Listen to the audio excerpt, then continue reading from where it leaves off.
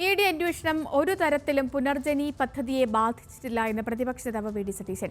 തന്റെ മൊഴിയെടുക്കാൻ അന്വേഷണ സംഘത്തോട് അങ്ങോട്ട് ആവശ്യപ്പെട്ടിരുന്നുവെന്നും വി ഡി സതീശൻ പറഞ്ഞു. അന്വേഷണങ്ങൾക്കിടയിൽ പറവൂരിൽ പുനർജനി പദ്ധതിയിലെ വീടുകൾക്ക് തറക്കല്ലിട്ടു.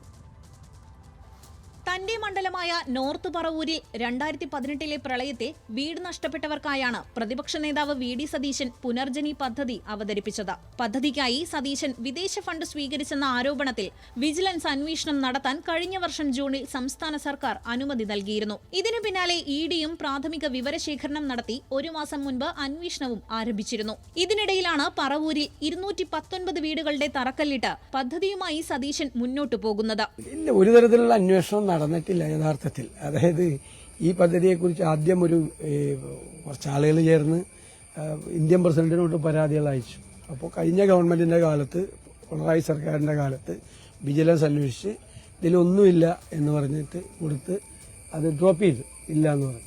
അതിനുശേഷം സ്പീക്കറോട് പ്രോസിക്യൂഷൻ സാങ്ഷൻ അനുമതി ചോദിച്ചുകൊണ്ട് കൊടുത്തു. അത് അന്നത്തെ സ്പീക്കർ, LDFന്റെ തന്നെ സ്പീക്കർ, ആ ഗവൺമെന്റ് ഉണ്ടായ സമയത്ത് തന്നെ സ്പീക്കർ ഇതിനകത്ത് ഒരു പരാതിയിൽ ഒരു കഴമ്പില്ല എന്ന് പറഞ്ഞിടത്തല്ലേ. അതിനുശേഷം സിംഗിൾ ബെഞ്ചിൽ പോയി, ഹൈക്കോടതിയിൽ സിംഗിൾ ബെഞ്ച് എനിക്കൊരു നോട്ടീസ് പോലും അയക്കാതെ ആദ്യം അഡ്മിഷൻ സ്റ്റേജിൽ തന്നെ തള്ളി. അതിനുശേഷം ഡിവിഷൻ ബെഞ്ചിൽ പോയി.